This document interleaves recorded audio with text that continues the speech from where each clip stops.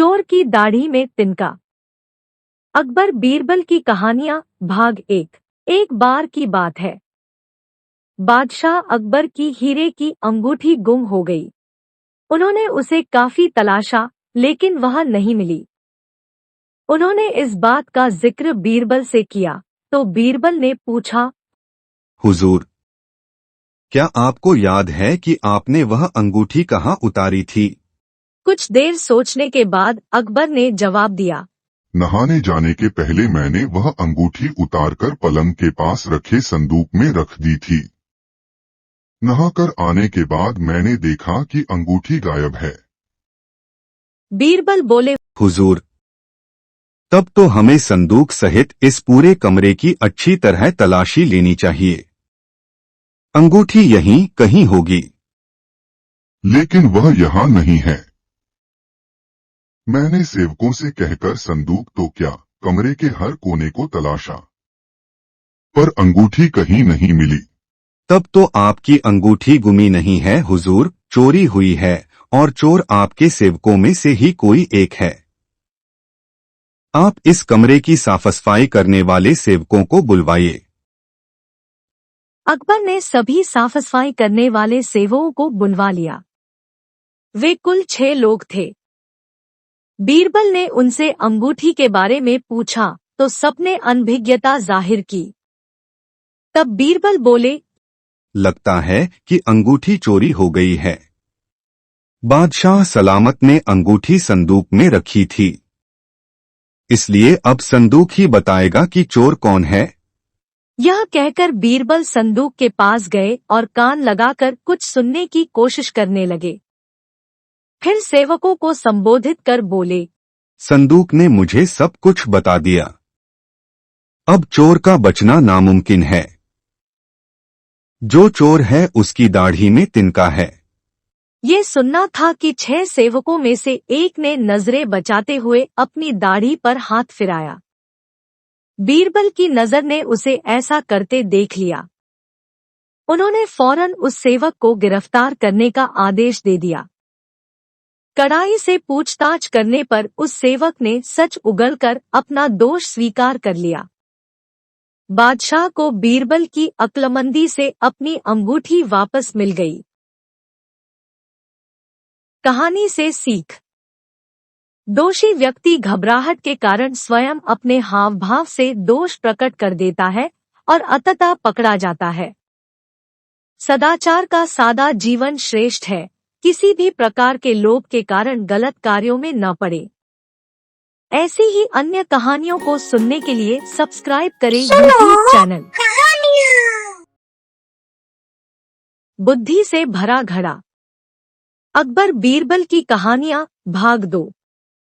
एक बार किसी बात पर अकबर बीरबल से नाराज हो गए और उन्होंने बीरबल को राज्य छोड़कर कहीं दूर चले जाने का आदेश दे दिया। बीरबल ने अकबर के आदेश का पालन किया और राज्य छोड़कर चले गए।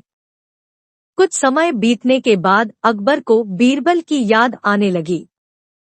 कई महत्वपूर्ण मुद्दों पर बीरबल के मशवरे अकबर को निर्णय लेने में मदद करते थे। इसलिए बीरबल के बिना निर्णय लेने में अकबर को असुविधा होने लगी। आखिरकार उन्होंने अपने सैनिकों को बीरबल को ढूंढने के लिए भेजा। सैनिकों ने कई गांव में बीरबल को ढूंढने का प्रयास किया, लेकिन बीरबल नहीं मिले। कई जगहों पर पूछताछ करने के बाद भी बीरबल का पता ठिकाना नहीं मिल सका और अकबर के पास सैनिक बैरंग लौट आए। अकबर किसी भी सूरत में बीरबल को वापस लाना चाहते थे। इसके लिए उन्होंने एक युक्ति सोची। सैनिकों के माध्यम से उन्होंने अपने राज्य के सभी गांवों के मुखिया को संदेश भिजवाया। संदेश इस प्रकार था, 1 माह के भीतर एक घड़े बुद्धि भरकर उस घड़े के साथ दरबार में उपस्थित हो। ऐसा न कर पाने की स्थिति में बुद्धि की जगह घड़े में हीरे जवाहरात भरकर देना होगा। अकबर का ये संदेश सैनिकों द्वारा गांव-गांव में प्रसारित किया गया। एक गांव में बीरबल भेष बदलकर एक किसान के खेत पर काम किया करते थे।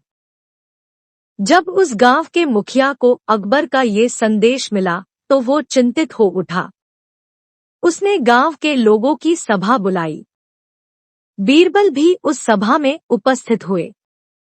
गांव के मुखिया ने अकबर का संदेश गांव वालों को दिया तो सभी सोच में पड़ गए। तब बीरबल ने मुखिया से आग्रह किया, महाशय, आप मुझे एक घड़ा दे दें। मैं उसे इस महीने के अंत तक उसे बुद्धि से भर दूंगा। मुखिया के पास और कोई चारा नहीं था। उसने एक घड़ा बीरबल को दे दिया। बीरबल वह घड़ा लेकर किसान के उस खेत पर चले गए जहां वह काम किया करते थे। वहां उन्होंने कद्दू उगाए थे।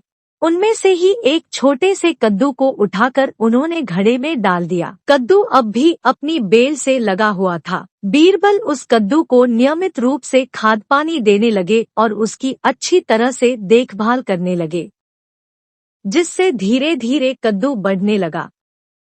कुछ दिनों बाद कद्दू का आकार इतना बड़ा हो गया कि उसे घड़े से बाहर निकाल पाना असंभव था। कुछ और दिन बीतने के बाद जब कद्दू का आकार घड़े के आकार जितना बड़ा हो गया, तब बीरबल ने उसे उसकी बेल से काटकर अलग किया। घड़े का मुंह कपड़े से ढकने के बाद वह गांव के मुखिया के पास पहुंचे और वह घड़ा उसे देते हुए बोले, यह घड़ा बादशाह अकबर को दे देना और उनसे कहना कि इसमें बुद्धि भरी हुई है। उसे बिना काटे और इस घड़े को बिना फोड़े उसे निकाल लीजिए। मुखिया बादशाह अकबर के दरबार पहुंचा और उसने अकबर को घड़ा सौंपते हुए वैसा ही कहा जैसा बीरबल ने उसे कहने के लिए बोला था। अकबर ने जब घड़े के ऊपर से कपड़ा हटाया और उसमें झांक कर देखा तो उसमें उन्हें कद्दू दिखाई दिया। वे समझ गए कि इतनी दूर की सोच सिर्फ बीरबल की ही हो सकती है। पूछने पर मुखिया ने बताया कि यह उसके गांव के एक किसान के खेत में काम करने वाले व्यक्ति ने किया है। अकबर जान चुके थे कि वो व्यक्ति और कोई नहीं बल्कि बीरबल है। वे तुरंत मुखिया के गांव गए। वहां किसान के घर जाकर बीरबल से मिले और उनसे माफी मांगकर वापस दरबार में ले आए। कहानी से सीख, हर समस्या का कोई न कोई हल अवश्य होता है। ऐसी ही अन्य कहानियों को सुनने के लिए सब्सक्राइब करें YouTube चैनल सुनो कहानियाँ। मोम का शेर। अकबर बीरबल की कहानियां भाग 3। सालों पहले की बात है जब राजा एक दूसरे को पैगाम के साथ ही कुछ पहेलियां भी भेजा करते थे। ऐसे ही किसी एक राजा का दूत सर्दियों के मौसम में एक दिन मुगल साम्राज्य के बादशाह अकबर के दरबार में पहुंचा। वह अपने साथ पहेली के रूप में पिंजरे में कैद एक नकली शेर लेकर गया था। राजा ने पहेली के साथ एक पैगाम भी भेजा था। पैगाम में लिखा था कि क्या मुगल राज्य में कोई ऐसा बुद्धिमान है जो पिंजरे और शेर को छुए बिना शेर को बाहर निकाल सके। अब मुगल सम्राट अकबर सोच में पड़ गए कि आखिर शेर और पिंजरे को हाथ लगाए बिना भला शेर को कैसे बाहर निकाला जा सकता है। पहेली के साथ भेजे गए पैगाम में यह भी साफ लिखा था कि पिंजरे से शेर को बाहर निकालने के लिए एक व्यक्ति को एक ही बार मौका मिलेगा। अकबर काफी परेशान हो गए। उन्हें लगा कि यह तो बहुत मुश्किल है और अगर शेर को पिंजरे से बाहर नहीं निकाल पाए तो मुगल राज्य की काफी बदनामी भी होगी। ये सब सोचते सोचते उन्होंने दरबार में मौजूद सभी की तरफ देखते हुए पूछा, है कोई जो इस पहेली को सुलझा सके। लेकिन हर कोई इसी सोच में डूबा था कि आखिर यह संभव कैसे हो सकता है। अकबर के पूछने पर जब किसी ने जवाब नहीं दिया तो उन्हें अपने वजीर बीरबल की याद आने लगी जो सभा में मौजूद नहीं थे। उन्होंने तुरंत दरबान को भेजकर बीरबल को दरबार में हाजिर होने का आदेश भिजवाया, लेकिन अफसोस उस समय बीरबल किसी सरकारी काम से राज्य से बाहर गए हुए थे। रात भर अकबर इसी सोच में डूबे रहे कि आखिर पहेली को कैसे सुलझाया जाए। दूसरे दिन फिर दरबार लगा, लेकिन बीरबल की कुर्सी खाली देखकर अकबर उदास हो गए। बादशाह ने एक बार फिर दरबारियों से पूछा, क्या किसी के पास इस शेर को पिंजरे से बाहर निकालने की कोई तरकीब है? इतने में एक दरबान अकबर के सामने आया और उसने शेर को पिंजरे से निकालने की कोशिश की, लेकिन वो नाकामयाब रहा। दूसरे दरबान ने पहेली को सुलझाने के लिए एक जादूगर को बुलवाया, लेकिन वो भी विफल रहा। कोशिश करते करते शाम होने को आई, तभी बीरबल दरबार में पहुंच गए। अकबर को परेशान देखकर बीरबल ने पूछा, क्या बात है सम्राट, आप इतने परेशान क्यों हैं? बादशाह ने तुरंत शेर से जुड़ी पहेली के बारे में बीरबल को सब कुछ बताया। अकबर ने बीरबल से पूछा, क्या तुम इस शेर को पिंजरे से बाहर निकाल सकते हो? बीरबल ने कहा, हाँ, मैं कोशिश कर सकता हूँ। अकबर बहुत खुश हुए, क्योंकि मुगल साम्राज्य में बीरबल के जैसा बुद्धिमान और चतुर दूसरा कोई नहीं था। शेर को पिंजरे से बाहर निकालने के लिए बीरबल ने अकबर से कहा कि उन्हें 2 सुलगती हुई लोहे की छड़ व सरिये की आवश्यकता है। शहंशाह ने तुरंत इसकी व्यवस्था करने को कहा। जैसे ही बीरबल को लोहे की छड़ मिली तो उन्होंने पिंजरे को छुए बिना छड़ को अंदर पहुंचाकर उसे नकली शेर पर रख दिया। शेर लोहे की गर्म छड़ के स्पर्श में आते ही पिघलने लग गया, क्योंकि वो मोम का शेर था। देखते ही देखते पूरा शेर मोम के रूप में पिंजरे से बाहर निकल गया। बीरबल की इस अक्लमंदी पर अकबर बहुत प्रसन्न हुए। उन्होंने बीरबल से पूछा, अरे, आखिर तुम्हें पता कैसे चला कि यह पिंजरे के अंदर मोम का शेर कैद है? बीरबल ने बड़ी ही नम्रता से जवाब दिया, हजूर, बस शेर को गौर से देखने की जरूरत थी। मैंने जब पहेली के बारे में जानने के बाद उसे गौर से देखा तो लगा कि यह मोम का शेर हो सकता है। साथ ही राजा ने यह भी नहीं बताया था कि शेर को कैसे बाहर निकालना है, तो मैंने उसे पिघलाकर बाहर निकाल दिया। इधर दरबार में बीरबल की जय जयकार होने लगी। उधर पहेली लेकर अकबर के दरबार पहुंचा राजदूत अपने राज्य वापस लौट गया और बीरबल के इस कारनामे के बारे में राजा को बताया। कहा जाता है कि उस दिन के बाद से राजा ने ऐसी पहेली भेजना छोड़ दिया था। सीख, अक्लमंदी से सब कुछ संभव है। हर जगह बल नहीं, बल्कि बुद्धि का प्रयोग किया जाना चाहिए। दिमाग से हर समस्या का समाधान हो सकता है। ऐसी ही अन्य कहानियों को सुनने के लिए सब्सक्राइब करें YouTube चैनल सुनो कहानियाँ। हरा घोड़ा। अकबर बीरबल की कहानियाँ भाग 4। एक दिन बादशाह अकबर घोड़े पर बैठकर शाही बाग में घूमने गए। साथ में बीरबल भी थे। चारों ओर हरे भरे वृक्ष और हरी हरी घास देखकर अकबर को बहुत आनंद आया। उन्हें लगा कि बगीचे में सैर करने के लिए तो घोड़ा भी हरे रंग का ही होना चाहिए। उन्होंने बीरबल से कहा, बीरबल, मुझे हरे रंग का घोड़ा चाहिए। तुम मुझे 7 दिन में हरे रंग का घोड़ा ला दो। यदि तुम हरे रंग का घोड़ा न ला सके तो हमें अपनी शक्ल मत दिखाना। हरे रंग का घोड़ा तो होता ही नहीं है।